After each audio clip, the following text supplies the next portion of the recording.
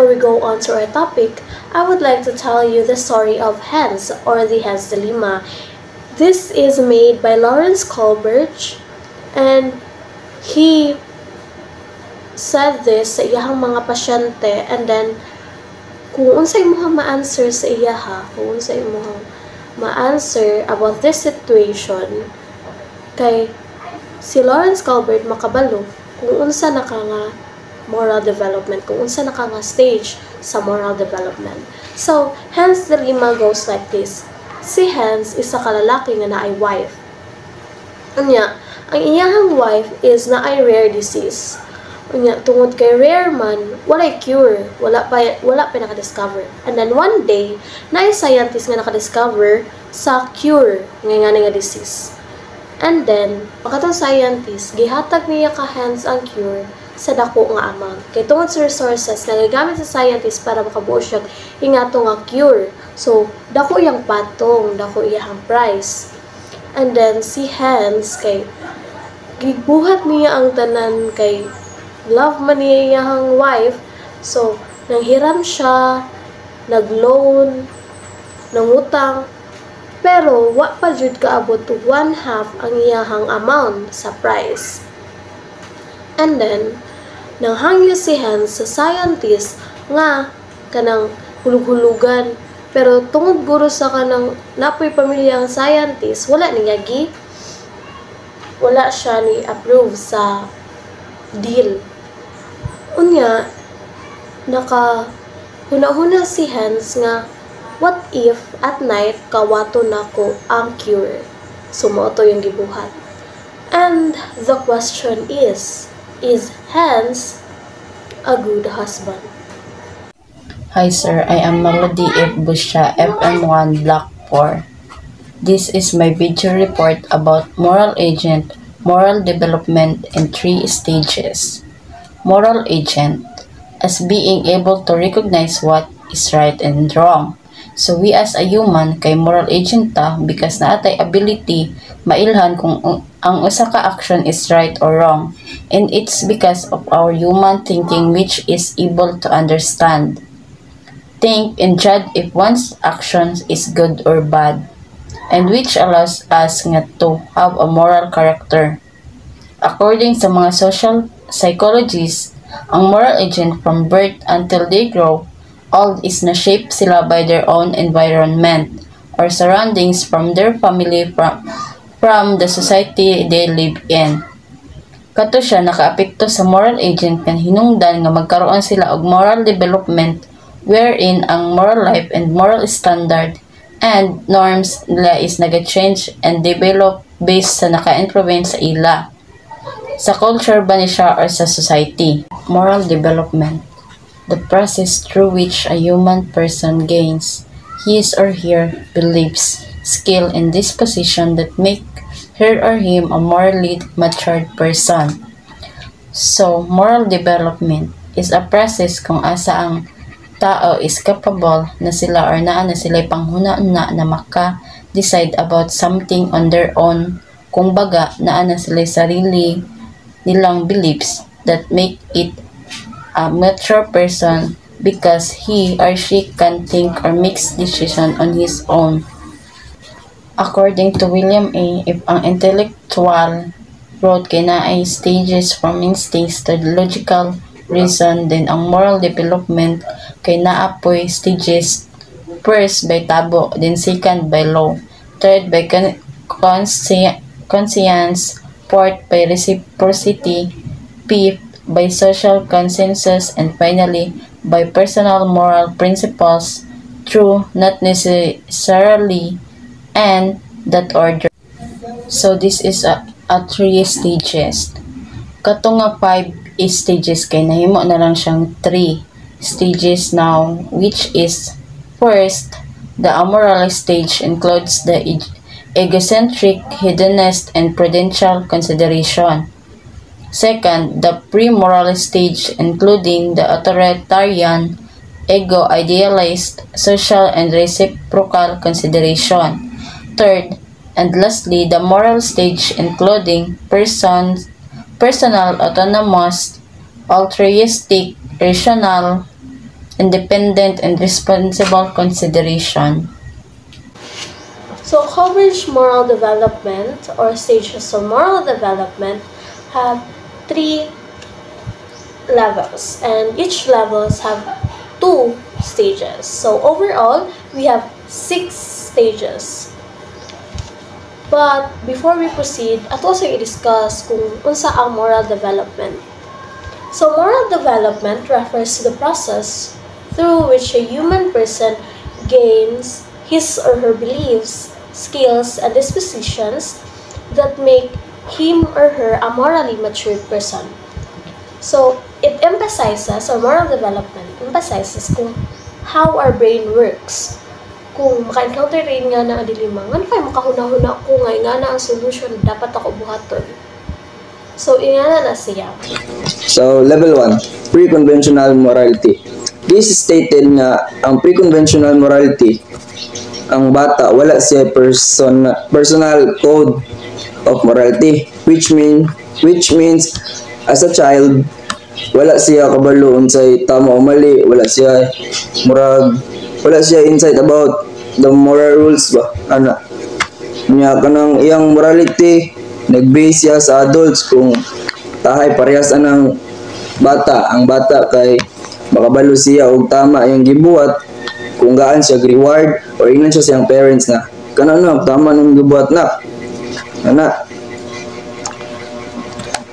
Ang pre-conventional mura na control siya sa standard sa adult, so siya wala nag-internalize, wala niya ginahuna kung mao ba ni ang tama sa moral rules or mao ba jud ning mali, kay gabase ra ang bata kung unsa ang tama sa adult na perspective.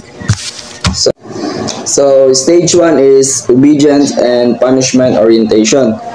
So gidu sa bata o individual ang action tungod di siya gusto ma-punish. So ma-punish siya kayang nasa yang utok is mali to kung makagain siya og punishment. So children obey because parents tell them to obey, and they make moral decisions because they are afraid of punishment. The second stage, or the stage 2, is instrumental orientation. Instrumental orientation is the right behavior is defined by whatever the individual believes to be in his or her best interest. So it will highlight the question, what is in it for me? Unsa ang magain nako para kung magbuhat ko nga na. So this stage is really focused sa unsa ang reward. Magbuhat kag action, unya ang katong action mahimong instrument for you to gain the reward. And in this stage, this is limited interest in the needs of others, only to the point where it might further the individual own interests. So it is the matter of, if you scratch my back, then I scratch yours. If buhaton nimo sa ako ani, di buhaton mo nako sa imuha. So like give and take, buhaton nimo sa ako ani, di buhaton ako pud sa imuha. So that is the stage 2, which is the instrumental orientation. So we will proceed to the level 2 of the Coleridge stage of development.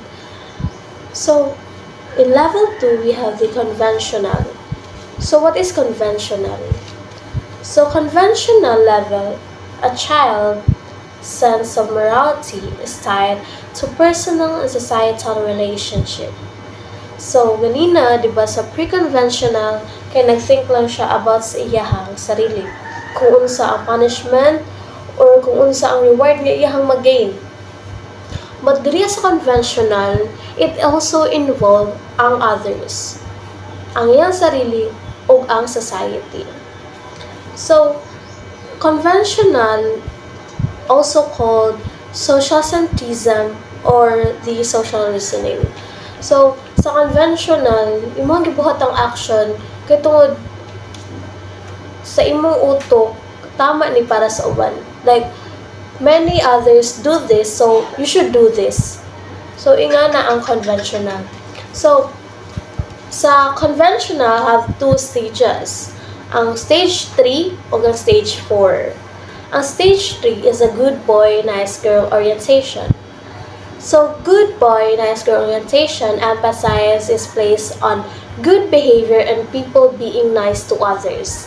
The individual is good in order to be seen as being a good by others. Gibuhat nimo ang action tungod kay para makaingon sila sa imuha nga hala kabutan na niya oy yana. So murag naghimo kag action para makagain kag approval sa uban. Mao na siya ang good boy, nice girl orientation. Good intention as prescribed by social norms and convention based on how others see you.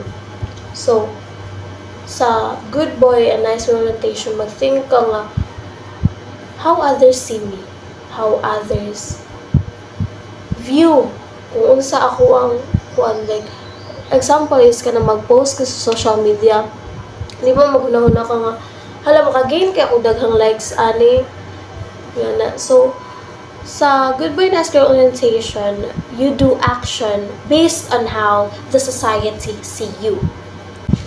Stage 4 is the law and order orientation.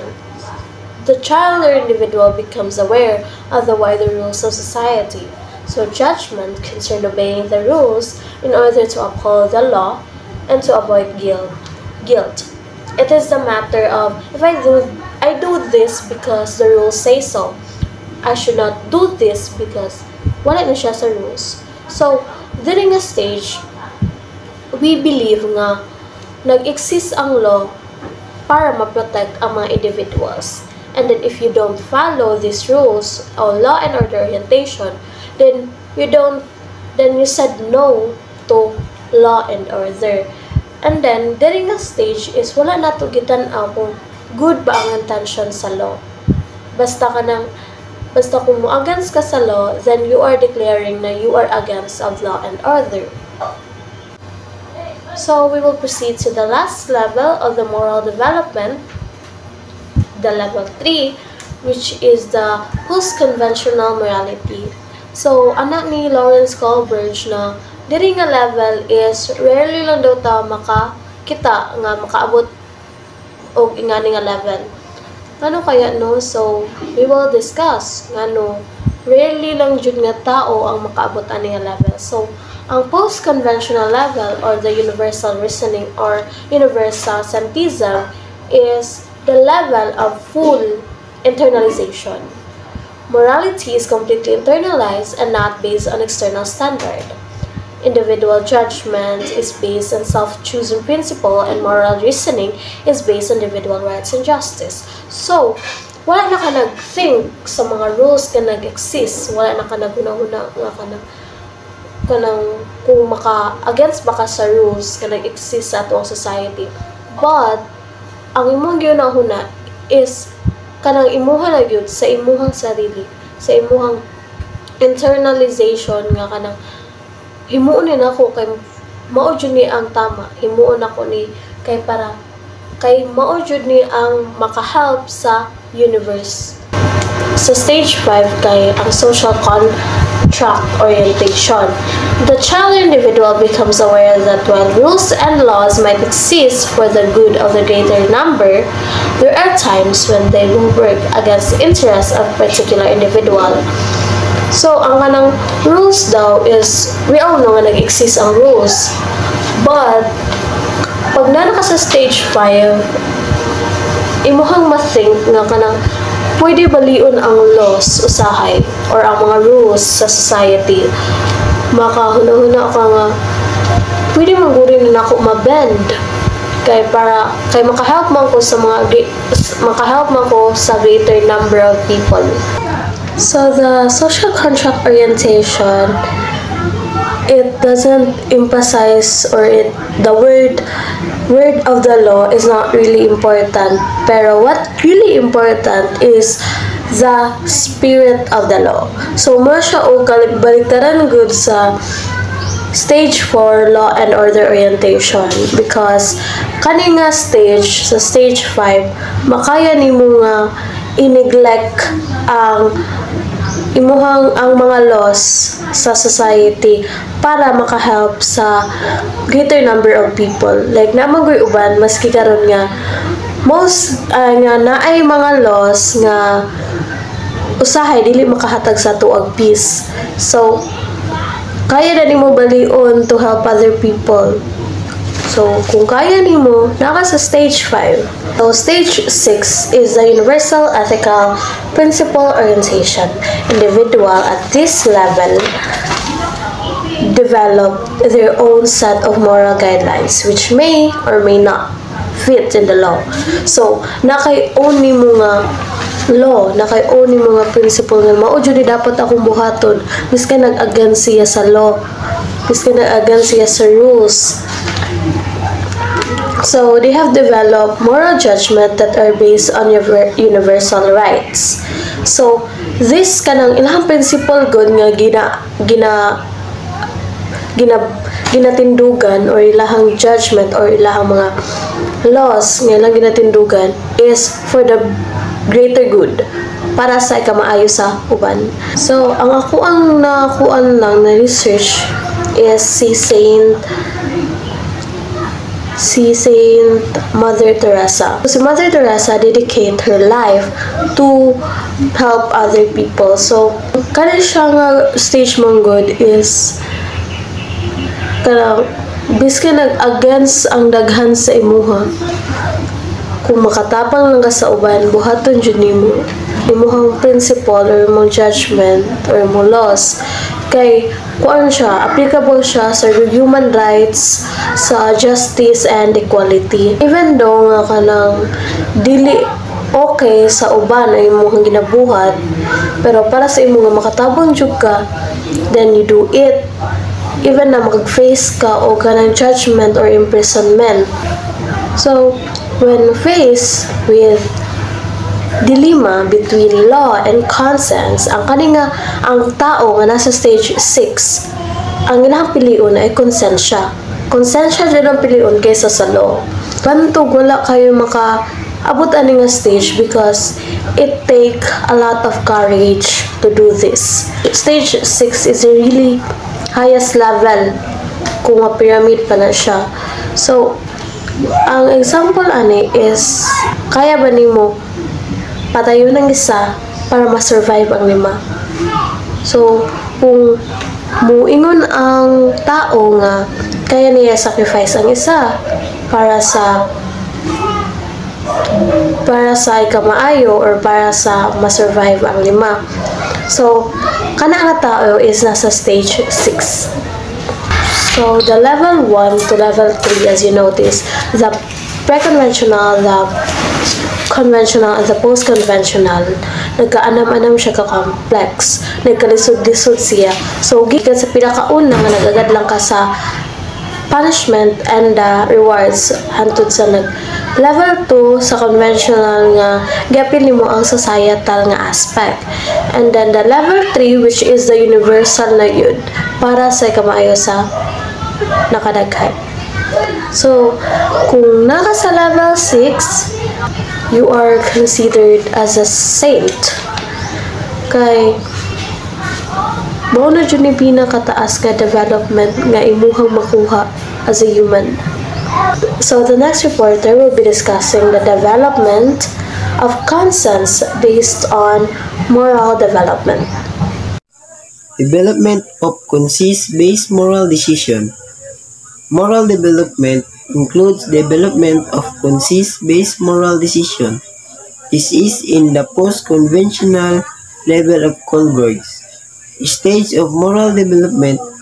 Panizo defined conscience as an act of the practical judgment of reason deciding upon an individual action as a good and to be performed and as evil and to be avoided. It is metaphorically referred to as the inner or little voice of God. Ayon pa daw kay Panizo, ang consist daw ay isang practical judgment of reason. Nagdetermine sa imong action na tama imong ginabuhat o kung mali, imo daw ning likayan. O ginatawag po daw ni siya o inner or little voice of God. Ingon pa daw ni Saint Thomas, kung mulabag daw ka sa imuhang konsensya, pero may daw ni mali, bisan pa daw og tama. For example, na estudyante, galit, ug dili siya prepare sa iyang exam. Tapos, naasay chance na manundog na dili masakpan sa teacher. So, nagdesisyon ang estudyante nga wala na lang siya nanundog kay kabalo man siya nga mali ug nakonsensya pud siya nga pwede man unta siya mangupya para makakuha siya og dako nga score, ug nagdesisyon na lang pud siya nga sa sunod nga mag-study na siya og mayo. Ang act sa isa ka estudyante kay example sa conscience-based moral decision. Mas gipili niya ang dili mag-cheat kaysa mag-cheat nga labag sa iyang konsensya. So, good day. My name is Pinor Navarro and I will be reporting the formation of conscience. So, before we proceed, when we say conscience, is conscience must be formed? Dapat ba natin itong hubugin? O ang konsensya ba natin ay hinuhubog? Is conscience must be formed? Yes, conscience must be formed, no? It signifies that conscience isn't innate. Hindi po siya likas o kusang nabubuo. But rather, it develops over time through conscious effort. Example, no? You have an opportunity nga maka-cheat sa exam. Tapos, kalit na yung mong konsensya na, no, don't do that. Mali na siya. Kailangan mong maging fair. So, inaana ang giingon sa mong konsensya so that hindi ka nag-cheat. Kasi sabi nga ng konsensya mo na mali siyang gawin. Alam mo mali. So, that's the example of conscious effort, no? You put effort na sundon ang imong konsensya. Then, and also, conscience is developed through our experiences. It's not simply a pre-existing moral compass, but one that needs to be cultivated and refined. So, isang bagay na kailangang linangin at pagandahin to be formed. So, in the next slide, let's now discuss the formation of conscience. The first formation of conscience begins with deep-seated decision to seek moral truth. Minsan, nagtatanong tayo sa sarili natin kung ano ba yung tama, ano ba yung mali, ano ba yung tamang gawin, alin ba yung hindi. Labaw nagmabot na sa puntong nahihirapan tayong pumili sa paggawa ng tama at mali. Ang conscious formation na ito, when we say deep-seated decision to seek when we say deep-seated decision, it requires a conscious and persistent effort to seek out and understand what is right and wrong. Your persistent effort mo to seek out and understand kung ano yung tama at mali. Seeking moral truth is searching for answers to ethical questions. It engaging in critical thinking and reflection kung ano yung tama, yung tamang gawin. Which path will you take? Deep-seated decision to seek moral truth is it's like making a promise to yourself to always try to figure out what's right and wrong. Figure out kung ano yung tama at mali. And then to live your life according to those values. It's not a casual decision you can change easily, no? It's a commitment to doing what you believe is ethically right. yung commitment mo sa paggawa kung ano sa tingin mo ang tama o ethically right. No matter the situation is, it's about actively searching for truth and making it a central part of your life. So, lagi mong hinahanap kung ano sa tingin, kung ano yung tama, kung ano yung totoo, at yun yung gagawin mo. So, example, no, parehas akong example gaina, a student refuses to cheat even when he or she facing pressure to do so. So, naka-feel siya pressure nga himuon dito. So, naa siya commitment to academic integrity and personal honesty. Kasi nag-refuse man siya nga mag-cheat. So, wala niya gibuhat. So, commitment niya kung ano sa tingin niya ang tamang gawin. So, mas gipili niya ang mabagsak or getting low grades. Siguro, wala siya nag-study. He or she choose not to cheat kahit na makakuha siya o gamay na score. No? The student actively seek to understand the ethical implication kung ano yung nararapat of their actions and consistent. The second formation of conscience, a sound conscience, must stand on the firm foundation of integrity, sincerity, and forthrightness. A strong conscience needs to be built on foundation of honesty and genuineness. So, when we say integrity, muna siyang being honest and act in accordance with your values, even when it's difficult. So, example, nang hinahanglan ka o kwarta, tas nakakita ka kwarta, then kabalo ka kinsa ang tagiya. So, giuli nimo ang kwarta kasi nga honest ka. Giuli nimo siya, bis ka nang hinahanglan ka ato nga kwarta kasi nga alam mong mali. So, being honest can form a well-developed conscience. Sincerity naman is, sincerity is being genuine and of course honest in your intentions and action. If someone hindi honest and genuine sa kanyang intentions and action, then wala na siya'y konsensya. Well, if we are sincere, a well-developed conscience can be formed. Forthrightness, being direct and open in your community, not hiding your true feelings or beliefs. So, forthrightness means being direct and honest in your communication without trying to hide your true feelings or belief. It's about being open and transparent in how you express yourself. So, if you aren't honest, no, with yourself and others, if you are deceitful, inconsistent, or dishonest, you undermine or you damage your ability to make good ethical choices. A strong conscience requires a commitment to integrity, sincerity, and forthrightness. It needs to be built on the foundation of truth, yung pagiging totoo. The third one, conscious formation, is sustained by the habit of consistently educating oneself by exposure to objective norms, objective moral norms, and rational behind those norms. So, ang konsensya ay hindi lang siya something na develop once and kalimtan na dayon. It's ongoing process that requires constant effort to keep your conscience sharp and reliable.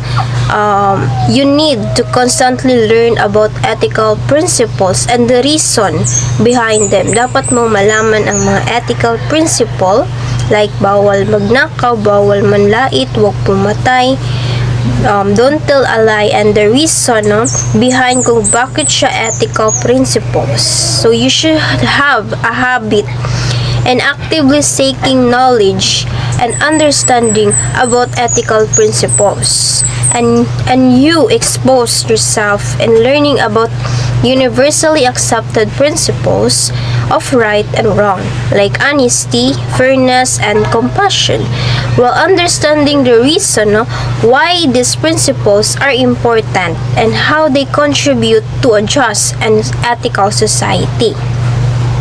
To keep your conscience strong, you need to make a habit of learning about ethical principles and why they matter.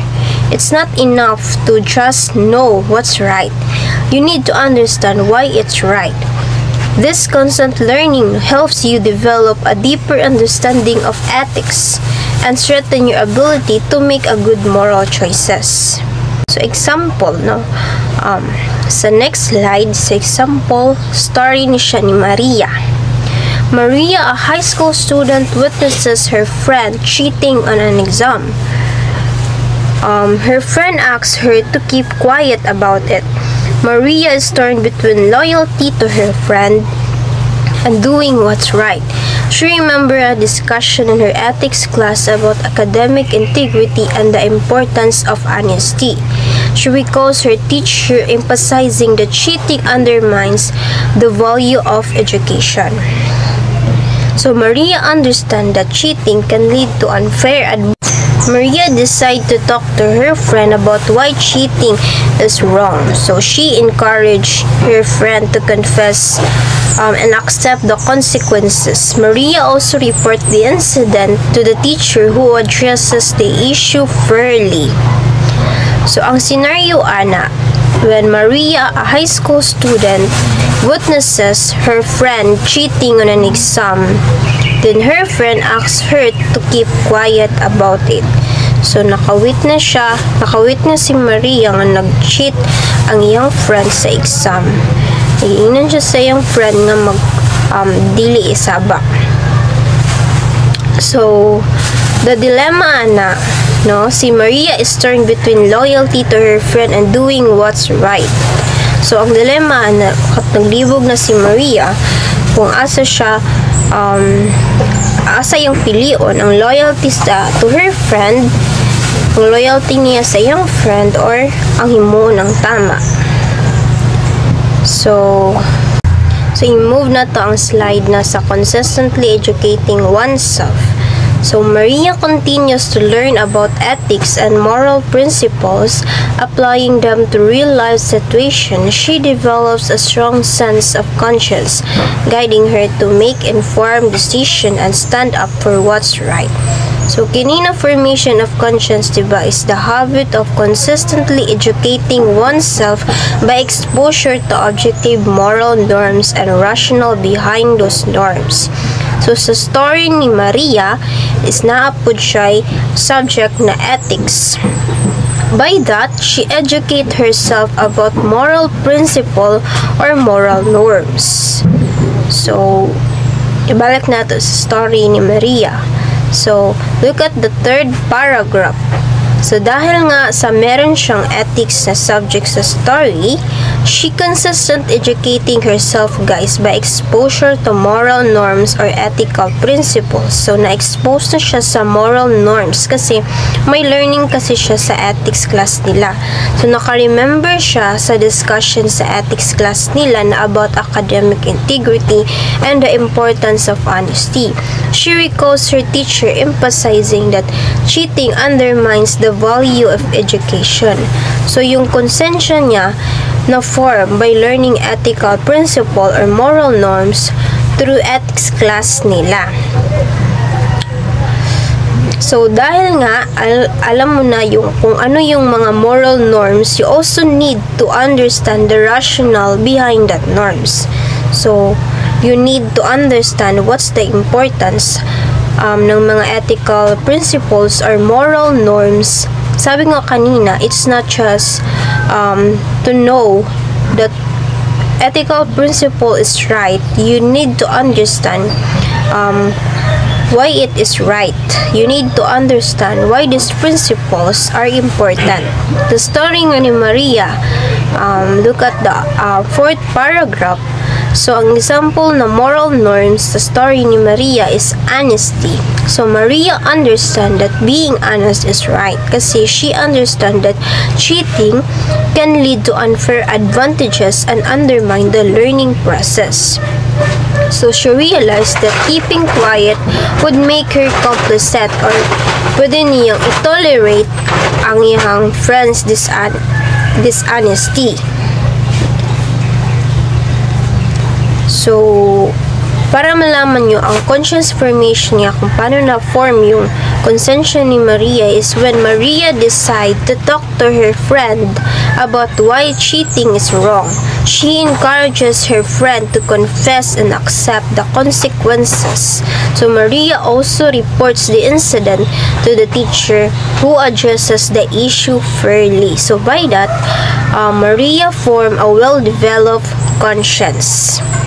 So this example, no, how Maria's conscience formation can be shaped by exposure to objective moral norms and their underlying rationale kung bakit magmatter ang mga ethical principle or moral norms na ito. Like example, what's the importance of honest leading? It can lead to inform good decision and responsible actions.